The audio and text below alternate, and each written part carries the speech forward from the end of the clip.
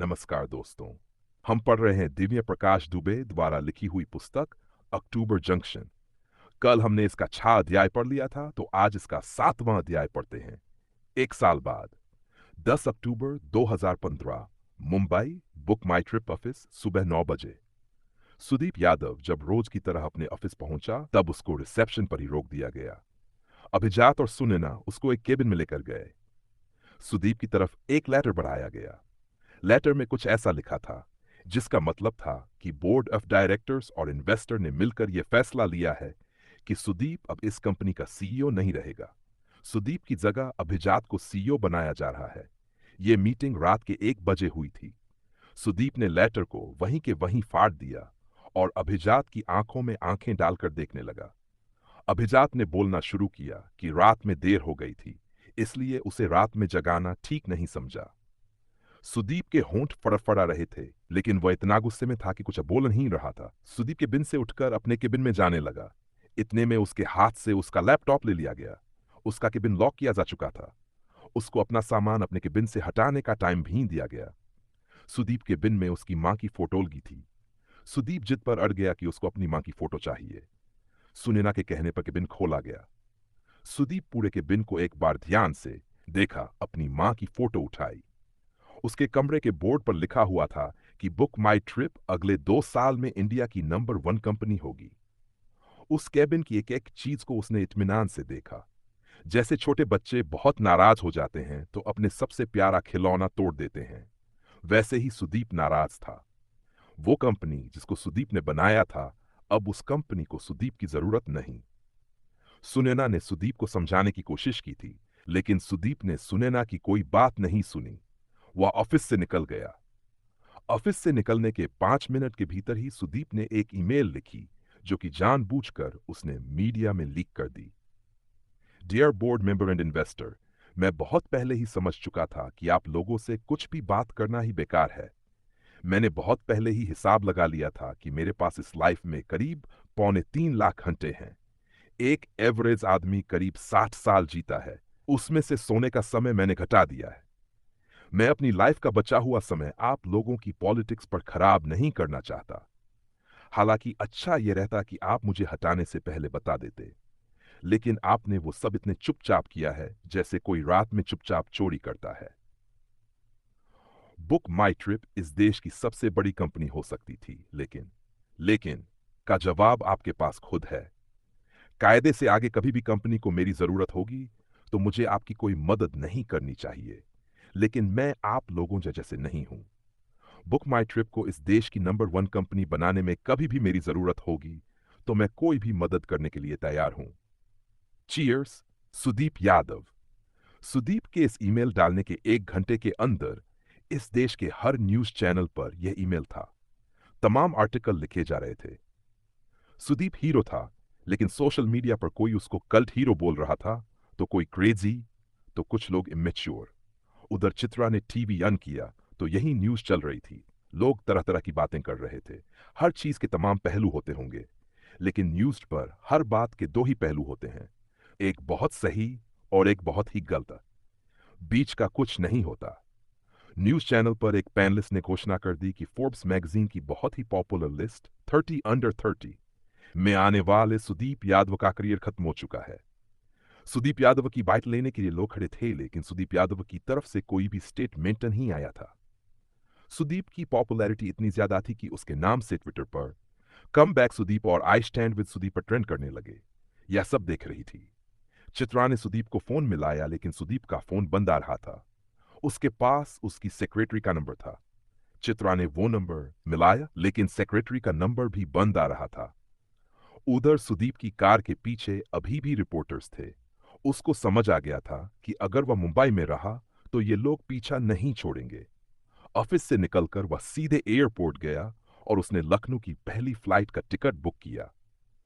उसने अपने ड्राइवर का मोबाइल अपने साथ रख लिया था। सिक्योरिटी चेक के बाद उसने अपने ड्राइवर के नंबर से चित्रा को कॉल किया। चित्रा ने सुदीप से सबसे पहले पूछा, तुम ठीक तो हो? हाँ, मैं एकदम ठीक हूं, लखनऊ जा रहा हूं। मैंने कभी पूछा नहीं कौन कौन है घर पर तुम्हारे? बस पापा हैं। पापा प्रिंसिपल थे। जब मैंने 12वीं के बाद पढ़ाई बंद कर दी थी, इस बात से उन्होंने कई साल तक मुझसे बात नहीं की थी। मम्मी मम्मी बहुत पहले ही चली गई थी। मेरे पढ़ाई छोड़ने के बाद से पापा उनको रोज रोज सुनाते थे। मम्मी बहुत रोती थी। एक दिन मम्मी सोई और उठी ही नहीं। मुझ पर भी पता नहीं किस बात की जिद थी। थोड़ा बहुत पढ़ लेता तो क्या ही फर्क पड़ता। क्षमा मांगना। तुम्हें पता है, मैंने इसलिए कभी अपना घर नहीं खरीदा। मैं इसीलिए होटल में रहता हूं, क्योंकि मुझे डर लगता है घर से। मुझे लाइफ में बस एक ही मलाल है कि मम्मी जाने से पहले देख नहीं पाई कि मैं कुछ कर भी सकता हूं। इधर कुछ दिनों से मम्मी की बहुत याद आ रही है। कमाल की बात है, वे लोग कभी घर बनाने में अपना एक भी मिनट खराब नहीं करते, जो कभी भी घर बना सकते हैं, ये जानते हुए कि यहां हमेशा नहीं रहना। ऐसे में अपना घर बनाना और घर होना इस दुनिया का सबसे बड़ा धोखा है। ये भ्रम ऐसा ही है जैसे ट्रेन की सीट को आदमी हमेशा के लिए अपना समझ ले।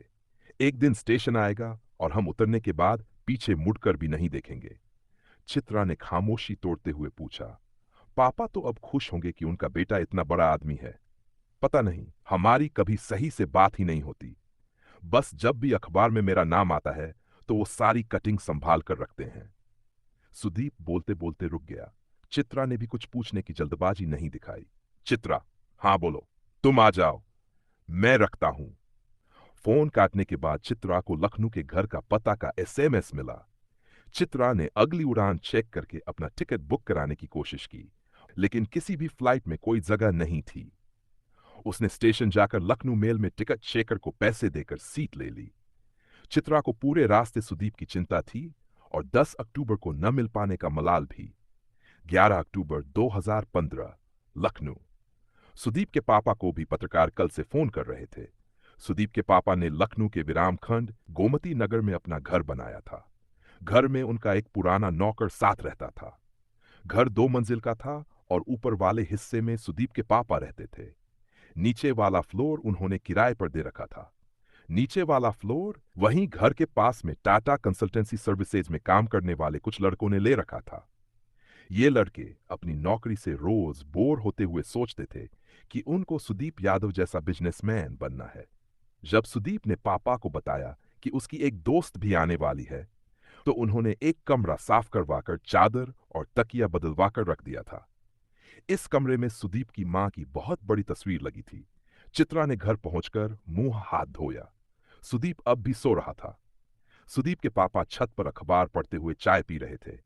टेबल पर 3 अखबार थे, एक हिंदी का दैनिक जागरण और अंग्रेजी के 2 अखबार, टाइम्स ऑफ इंडिया और इकोनॉमिक टाइम्स। चित्रा को उनके पापा ने छत पर आकर चाय पीने के लिए बुलाया। चित्रा के वहां आने के थोड़ी देर बाद सुदीप वहां आया। इकोनॉमिक टाइम्स में सुदीप के ऊपर एक अच्छा खासा लंबा लेख आया हुआ। पापा ने पूरा लेख पढ़ने के बाद भी सुदीप कुछ नहीं पूछा।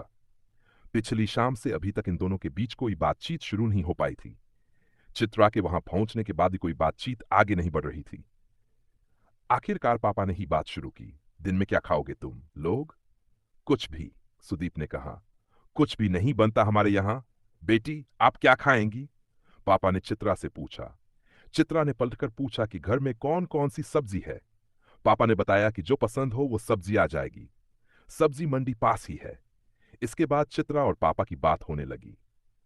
पापा ने बताया कि सिटी मोंटेसरी स्कूल के मालिक जगदीश गांधी उनके दोस्त हैं, तो वह अक्सर बच्चों की क्लास लेने जाते हैं। चित्रा ने पूछा अभी कि इतने बड़े घर में वह बोर नहीं होते। पापा ने बताया कि वह वैसे ही जिंदगी काट रहे हैं जैसे कि सुदीप की मां जिंदा हो। वह वही सीरियल देखते हैं, वही गाने सुनते हैं जो इसकी मम्मी को पसंद थे। उन्होंने वहीं छत पर अपना पढ़ने वाला कमरा दिखाया, जहां हजारों किताबें रखी थीं। अलमारी खोलकर उन्होंने एक फाइल दिखाई, जहां पर वो सारे अखबार की कटिंग थी, देख जिसमें सुदीप का नाम आया था। उन्होंने उस दिन के इकोनॉमिक टाइम्स की कटिंग भी वहीं उस फाइल में लगा दी। जब भी सुदीप को कॉलेज न ज्वाइन करने की वजह से डांटता, तो इसकी मम्मी हमेशा कहती थीं, मत डांटा करो इसको, देखना एक दिन बहुत नाम रोशन करेगा। आपकी आंटी से लव मैरिज हुई थी? चित्रा ने किताबों की अलमारी से एक किताब निकालकर पूछा। हाँ, वो यादव नहीं थीं। शादी के बाद भी मैंने सुदीप की मम्मी का नाम चेंज नहीं कराया। इस बीच पापा ने सुदीप की कुछ नोटबुक निकालकर चित्रा की तरफ बढ़ाई। इसकी गणित तो अच्छी थी ही, बचपन में ये बच्चों की कहानियां लिखता था। चित्रा सुदीप के पुराने नोट्स पलटने लगी। सुदीप अभी भी चुपचाप बैठा हुआ था। चित्रा ने सुदीप को वही कमरे में बुलाया। तुमने बताया नहीं, तुम लिखते भी थे? वो लड़का कब का मर गया जो लिखता था? ऐसे मत बोलो। आगे का क्या प्लान है तुम्हारा? कुछ भी नहीं पता। फिलहाल तो एक दो वकीलों से बात हुई है। मैं केस करूंगा। पापा अभी तक वहीं थे। वो वहां से ये कहकर निकल गए कि सब्जी लेने जा रहे हैं।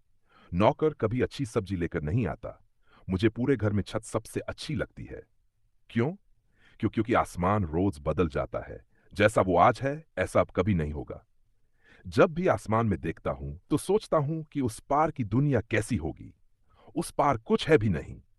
जब मम्मी की याद आती है तो आसमान देखता हूं। बचपन में जो कहानियां लिखता था वो भी ऐसे ही होती थीं। मेरे सारे किरदार आसमान के उस तरफ रहते थे। सुदीप ये बोलने के बाद आकर दोबारा कुर्सी पर बैठ गया। उसने नौकर को फिर से 2 कप चाय बनाने के लिए कहा। कितने दिन हो लखनऊ में?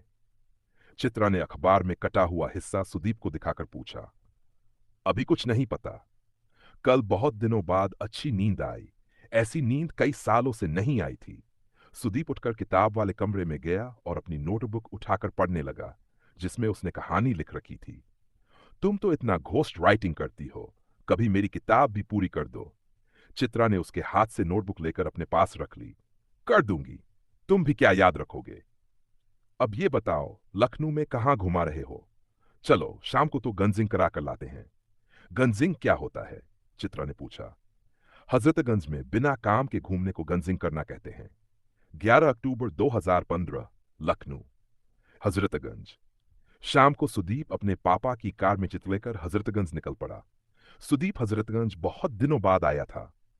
वहां चौराहे पर हनुमान मंदिर के पास में ही बहुत बड़ी कार की पार्किंग बन गई थी।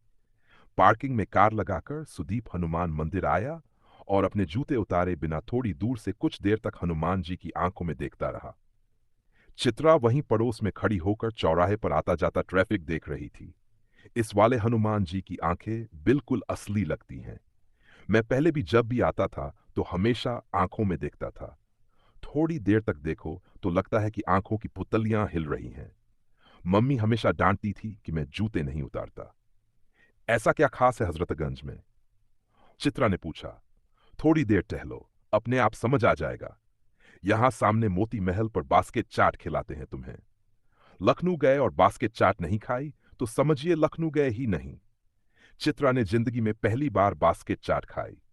चाट खाकर अभी वे थोड़ा आगे बढ़े ही थे कि इतने में सुदीप को एक गोलगप्पे वाला दिखा। सुदीप ने उसे बहुत देर तक ध्यान से देखा। कॉल्विन तालुकेदार स्कूल के बाहर आप ही ठेला लगाते थे ना? वहां सुदीप ने गोलगप्पे वाले से पूछा। गोलगप्पे वाले ने बताया कि हाँ, वहीं लगाता था। सुदीप ने चित्रा को बताया कि उसके स्कूल में यही भैया चाट का ठेला लगाते थे। गोलगप्पे वाले ने पूछा भी, कौन से साल में थे भैया? सुदीप ने बताया, आपने इतने लड़कों को चाट खिलाई है, कहाँ याद रहेगा। गोलगप्पे खाते हुए सुदीप ने बताया कि ये लव लेन है। वहां फुटपाथ पर टी शर्ट से लेकर मैक्सी तक बहुत कुछ मिल रहा था। थोड़ा आगे बढ़कर सुदीप को किताब की दुकान मिली जहां से वह किताब खरीदा करता था। चलते चलते सुदीप चौराहे के पास आ पहुंचा।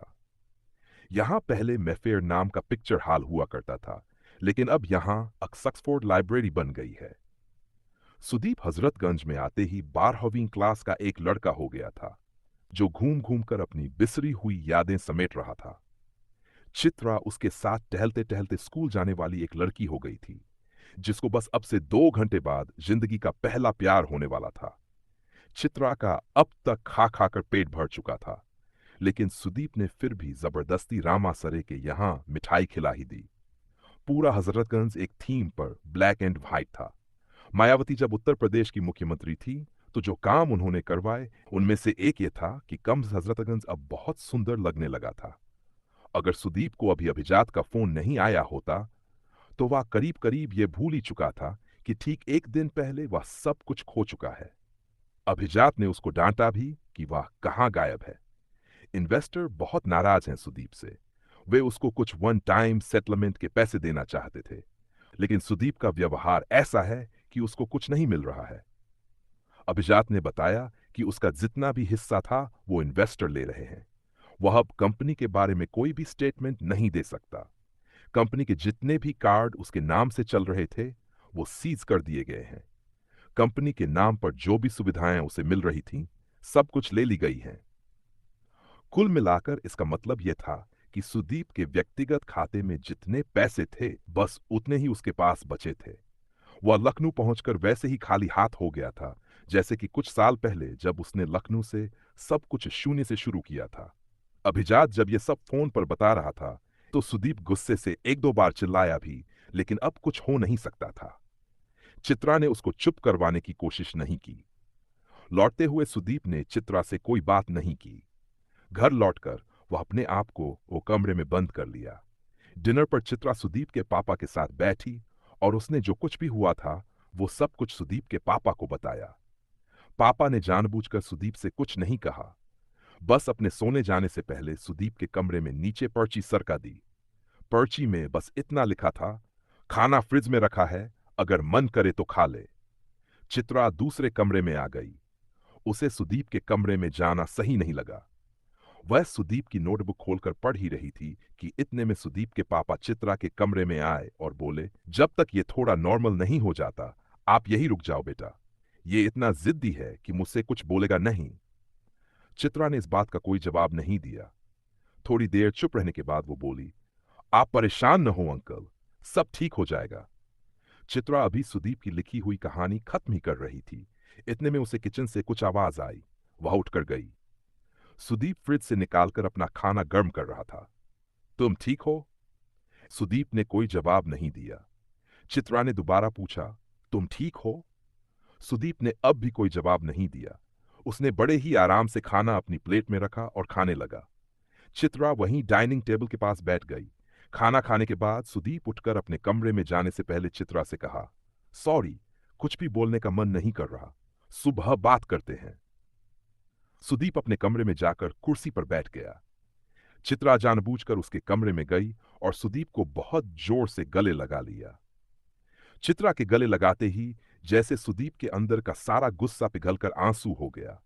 वह बहुत जोर से चिल्ला रहा था जैसे कोई मर गया हो। दूसरे कमरे में पापा को भी नींद नहीं आ रही थी, लेकिन वह उठकर सुदीप के पास नहीं आए। चित्रा ने कुछ नहीं कहा, बस वह सुदीप को गले लगाए बैठी रही। दोनों कब सो गए, न चित्रा को याद था न ही सुदीप को। सुबह उठकर चित्रा छत पर गई। अखबार में सुदीप के बारे में वही खबर थी जो कि एक दिन पहले अभिजात ने दी थी। सुदीप ने अपना ट्विटर का अकाउंट बंद कर दिया था। यह खबर भी चित्रा को अखबार से मिली। अभी तक घर के नीचे रहने वाले लड़कों को भी खबर लग चुकी थी कि सुदीप आया हुआ है। उनमें से एक लड़का सुदीप से मिलने घर भी आया, लेकिन पापा ने उसको भगा दिया। चित्रा ने सुदीप के पापा का नंबर लिया, सुदीप के पापा को दिया। सुदीप के उठने से पहले वह दिल्ली के लिए निकल गई। सुदीप के पापा ने रोकने की कोशिश भी की, लेकिन चित्रा रुकी नहीं। चित्रा का चले जाना सुदीप के पापा को थोड़ा साख्त। सुदीप को थोड़ा समय अकेलापन चाहिए और चित्रा उसमें कोई खलल नहीं डालना चाहती थी। चित्रा सुदीप को इतनी अच्छी तरह समझती थी कि वह रुककर उसकी परेशानी बढ़ाना नहीं चाहती थी। कई बार थोड़ी देर के लिए चले जाना बहुत देर के लिए लौट आने की तैयारी के लिए बहुत जरूरी होता है। चले जाने से पैदा हुई एक खाली जगह में एक नई दुनिया बनकर लौट आने की गुंजाइश होती है। ऐसे रिश्ते जो खाली जगह को सहेज कर नहीं रख पाते वो तालाब के पानी के जैसे बासी हो जाते हैं। कुछ रिश्तों को ऐसे ही छूना चाहिए जैसे ठंड में घास पर जमी ओस की बूंद को नंगे पांव छूते हैं। रोज सुबह बूंद नई हो जाती है और बूंद को छूकर पांव पुराने नहीं रहते। एक बूंद ओस, आंसू, नदी, समंदर और बरसात में ढलती हुई एक साल हो जाती है। तो ये था इस पुस्तक का 7वां अध्याय। कल हम इसका 8वां अध्याय पढ़ेंगे।